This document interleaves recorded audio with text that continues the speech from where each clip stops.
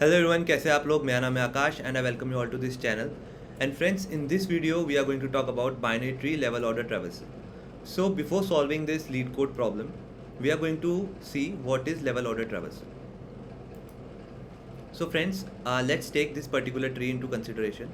And in level order traversal, it is also known as BFS, breadth first search. So what we are going to do, we are going to traverse this particular tree level by level. So what do I mean by level? First we are going to traverse this particular level and we are going to print 1. Then we are going to traverse the second level, that is this, and we are going to print 2 and 3.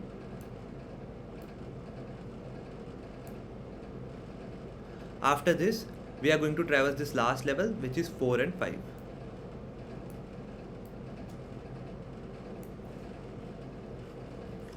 So friends, let's talk about that how we are going to solve this particular problem. So in order to solve this problem, a level order traversal, what I have done is I have taken this cube. So this is a simple cube. So friends, the idea of solving this particular problem is something like that. First we are going to take our cube and we are going to enqueue the root inside it, which is 1. After that, we are going to check for the queue's length. If the length exists, what we are going to do, we are going to dequeue this particular one and we are going to print it 1. And now we are going to check if its left and right child exists. If yes, then we are going to enqueue them first and then we are going to run the same operation for them also. Like first we are going to dequeue it and print it, then we are going to look for its left and right children. If they exist, then we are going to enqueue them, but over here they do not exist, so we are going to now traverse R3. Now we are going to again dequeue 3 and print 3, and we are going to look for its left and right, which is 4 and 5. So 4 and 5 will go into the queue and the same operation will happen for 4 and 5 also. So let me show you the dummy code first, like a basic pseudo code you can say. So friends, this is kind of a pseudo code, or should I say it is a entire code only. So we simply have this function level order over here, which is taking root and a simple edge case that if root doesn't exist, return empty array. Friends, actually this is the edge case that we have handled for lead code actually. So this is first we have declared this queue which is the empty array, because in JavaScript we can perform the queue operation using array only. We have this enqueue and dequeue operation using push and shift. So friends, we are first pushing root, that is we are enqueuing root inside the queue. Then we are checking for the length, and if the length exists, what we are doing, we are simply dequeuing. Basically we can dequeue using this function. So we are dequeuing that particular node from our queue and we are printing its value. So over here we have successfully managed our first level and we have printed the value of first level, that was 1. Then we have simply enqueued node.left if they exist and node.right if they exist, and the same procedure will go for these particular children also. So friends, let's see the dry run also. So as I have told, first the root will go into the queue. So first the root will go into the queue, and what will happen, the root will go into the queue and we are going to check for the queue's length. If that exists, then we are going to simply dequeue it and we are going to enqueue its children, and its children were 2 and 3.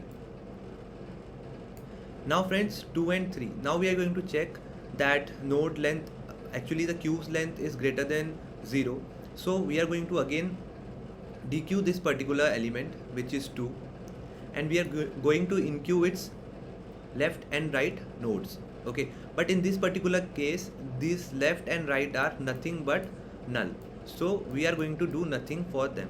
Okay, so what we are going to do, we are going to look for 3, and what will happen, I'm not writing that particular queue over here because I have told you that for 2 we have null and null, so nothing will go into the queue. So in the next iteration we have this particular 3. So what will happen, we are going to remove this 3 and we are going to print it, and we are going to enqueue its element also, like 4 and 5. So we are going to enqueue its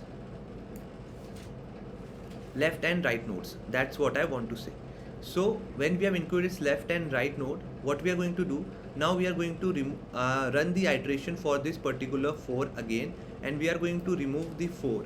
Okay, when we are removing this 4, we will see that if its left and right exists, but again its left and right doesn't exist. Okay, So now what exists inside the queue is 5. Now we have 5. So what we are going to do, again we are going to check whether the queue's length is present or not, and we have the queue length greater than 0. So we are going to dequeue the 5 and print it, okay, and we are going to again look for its left and right child, and left child and right child we get null again. So friends, now the entire loop terminates because the queue is empty now. As you can see, we have dequeued 5, so nothing is left inside the queue, and we have successfully printed this entire level order traversal. That is first 1, then this second level, that is 2 and 3, then 4 and 5. Okay. So friends, if you want to look at the code for the basic level order traversal, then it is this particular code basically, okay, from here to here. But the code that like the program that they have given, like lead code, it is a kind of variation of level order traversal, because inside this they have given us this particular array, that is this tree only, 3, 9, 20, 15, 7, and you have to provide the output something like this. You have to give the array basically. Like the first level is this particular array, and the second level element should go in this array, and the third level element should go in this particular array. Okay, so it is going to be a good program. Let's code this. Okay. So friends, as we have seen in the program, first we are going to handle the edge case.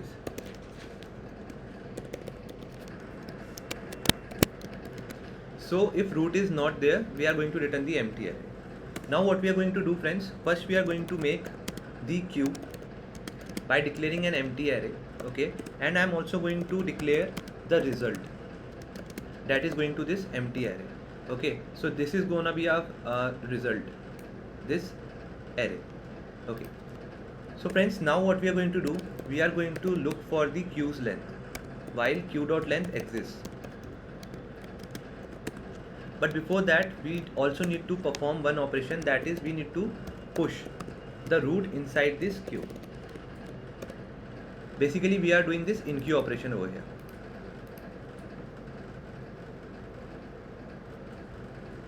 So now what we can do, we can simply dequeue it. We can simply dequeue the node that we have entered. So friends, till over here, I hope the code is clear to you all. We are actually doing the dequeue operation and we are removing this root. Now what we have to do is we have to look for its left and right element, and we have to push them into the queue.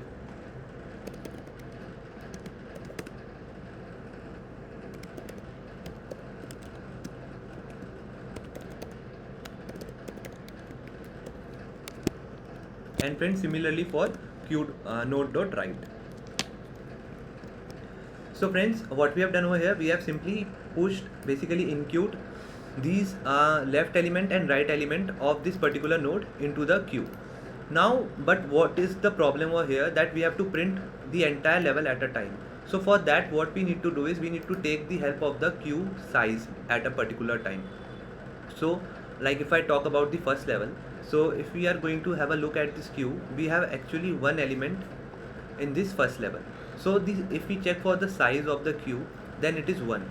So what we are going to do, we are going to simply run a loop for this size, and we are going to print the total number of elements inside the queue.